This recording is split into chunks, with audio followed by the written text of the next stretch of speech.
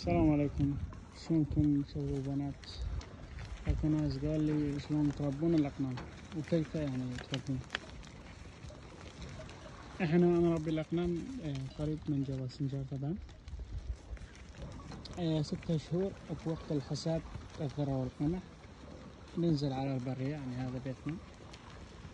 وبوقت الشتاء والربيع واخر شهر الخريف، يعني بوقت يحرثون الارض نروح على الجبل. هذا البيت اللي قريب على الجبل، ورا هذا الجبل الصغير بيتنا يم الجبل الكبير، مو هذا الجبل الصغير، يم الجبل السنجار، مو هذا ما ادري ايش يسمونه. المهم، وهذا هي حياتنا يومية.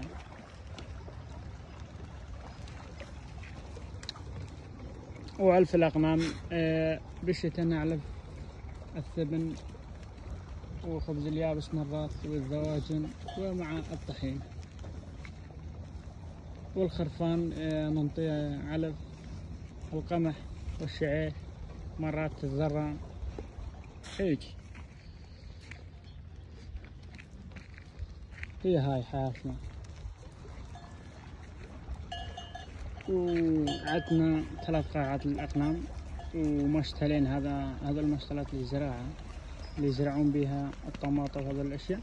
احنا مصممين للأغنام، وهي أحسن من القاعات للأقنام بالشتاء، لأن إذا بللوا تحتهم، يعني إذا الشمس طلع بالشتاء ساعتين، يعني اليوم ساعتين، راح يتجفف أراضي الأغنام، لأنه المشتلة يأخذ الشمس أكثر من القاعات كبيرة للأغنام.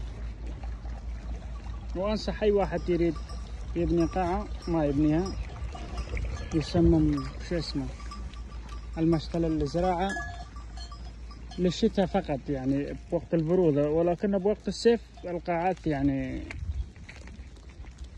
أحسن من المشتلة. بالحر ما تقدر تربي الأقمام في المشاتل، ولكنها في الشتاء أحسن من القاعات، لأنها بيجف أسرع، كمثل ما تقولون يعني يمتص الشمس، يأخذ الشمس أكثر من القاعات. وهذا هي حياتنا. وأي واحد منكم عنده استفسار أو أي سؤال اكتبوا في التعليق. وشكرا على الاشتراك. نعم.